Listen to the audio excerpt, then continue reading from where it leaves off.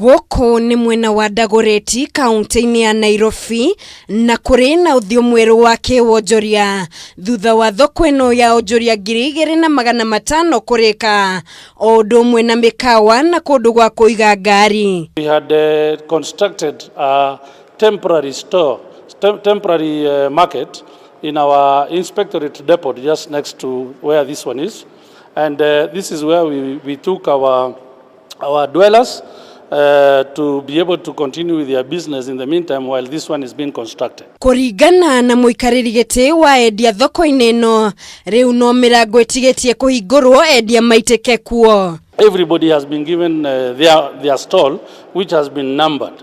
So it is a wonderful and smooth transition from that informal business structure into this formal outfit. Uyu ni mweke wa bata Aikari Dagoretti magete hari kwambiriria biacara matari na mitangiko ta iria makoretwo nayo hau kabere. Kulikuwa na mpangilio mzuri sana sababu walikuja kwanza wakachukua wale watu wote wenye soko.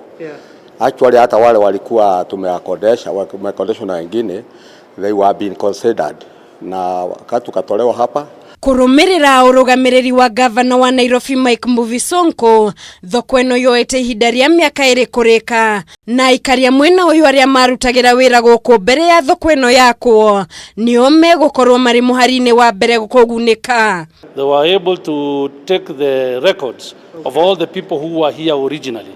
The World Bank had committed to build only for those who were here originally, and that is exactly what has taken place.